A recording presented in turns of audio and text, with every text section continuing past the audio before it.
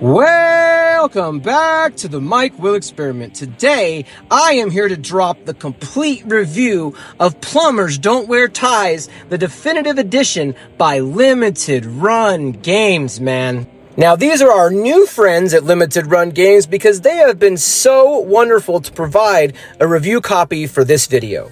I wanted to start off this review by talking about the lack of 3DO titles really on any kind of emulation, be it a package or anything like that. So I might be a bit biased here, as I feel like it's crucial to bring these 3DO experiences, systems like the Philips CDI, back to the limelight so the modern generation can experience them, and Limited Run Games has done that here in great form. Now, we can't really review this game by its merits as a game because really Plumbers Don't Wear Ties is about a half an hour, 45-minute long game, adventure novel where you pick choices. Rating it on its merits as a game, it's not going to get a very high score. It probably didn't back in the day either.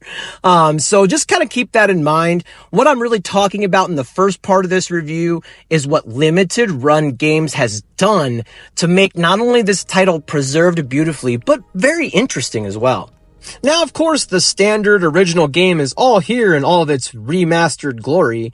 There's actually an option where you can switch between the original version and the remastered version, and you can tell they've really cleaned this up here.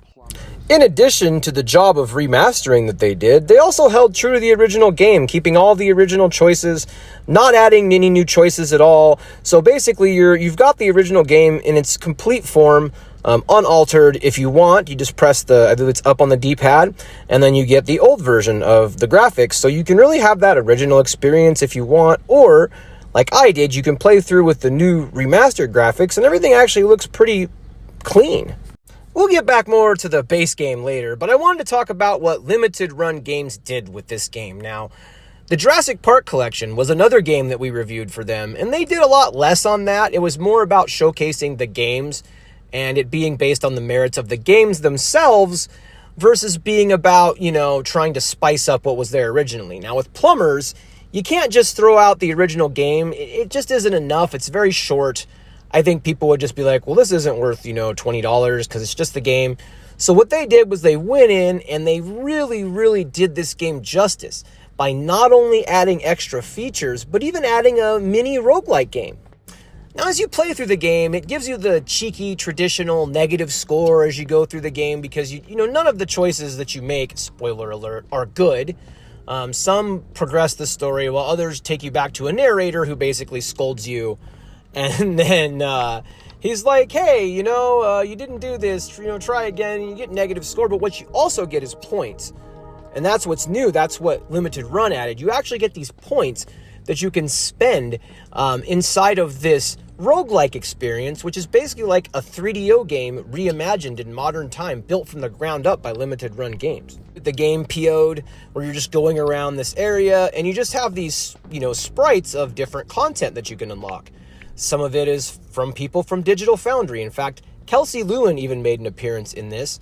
And you can see that they really brought the community that gamers appreciate and trust together to talk about this game. And you unlock these pieces of content, graphics, videos, all this cool stuff. And there's tons to unlock through this game. Now, you can also run into enemies, it's funny because you run into the enemy from the game that's chasing you around with scissors. And in the mini game that 3DO made, that looks like 3DO, I should say, that Limited Run Games made, actually has him in it, and he's chasing you around. If he catches you, then you have to start from the beginning. And they've called this the depths. It's actually really fun. I mean, you're not going to get dozens of hours of gameplay out of this, but it just adds something. You collect these plungers, you go around. It adds something more of a game to something that really isn't much of a game and is more of a visual novel. So I feel like it actually takes a couple hours to unlock all of this stuff. I wasn't even able to do it in time for the review.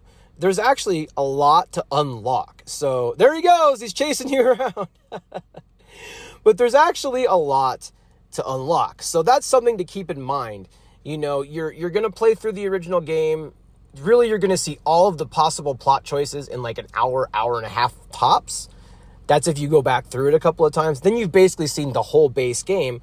But now you can come back to this section, the Plumb the Depths, and actually unlock more content, more pictures, screenshots, special trailers and things that I've never seen any of it before. So it's great for fans of the 3DO and fans of the original game, and even people that just want a look at kind of what was popular during that era. Now we got to talk about Plumbers Don't Wear Ties, the game itself. Look, during this era, these full motion video games were sort of in vogue. I mean, I really got into them. Sewer Shark was one for the Sega CD that was really popular. The 3DO was less popular, but still sold quite a few systems, few million systems. So it's more popular than some things like the Virtual Boy, for example. But during this era, 3DO really had lots of these kind of games. Now, what's hilarious about Plumbers Don't Wear Ties is it's not even really a real FMV game, right? So the intro is FMV, some of the deleted scenes, and there's some stuff in there that's video, but the actual game itself, when you're progressing through the dialogue choices, is just still photos and voice acting. Which is really weird. In this era of FMV games, they decided that it was a good idea to make, even though it looks like a, glorified PowerPoint presentation. There's a lot of really funky stuff in this game. I recommend checking out the Angry Video Game Nerds video. I'll have a link to that in the body of this one. We're not really talking about the game as a whole too much, but there is a lot of quirky stuff in this game. I want to point out the basic stuff to know about this game, though, and you can kind of do some more research if you want to get into the real nitty-gritty. But the basics of this game, it's basically an anime adventure, but real-time, and it's with shtick. So what I mean by shtick is they do this whole fourth wall breaking thing where, you're supposed to be playing the guy and the girl at the same time, but you're your own character, but you're not really your own character. You're really making his and her decisions. And then when you make a bad decision, the game rips you out of the storyline and has these narrators come judge your decisions. It's very that era of trying to be FMV, interactive. It's really trying to be interactive with the user, but it really just comes off in this modern times is really cliche and silly.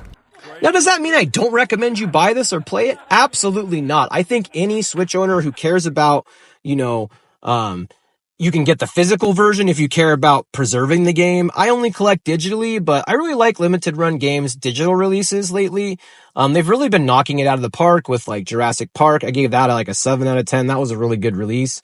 I'm actually giving Plumbers Don't Wear Ties, the definitive edition, a 9 out of 10. And the reason for that is they really went in here, and I'm more rating what they've done to preserve it versus rating Plumbers Don't Wear Ties. That game's like a 1 out of 10 or a 2 out of 10. It's not really a great game, right?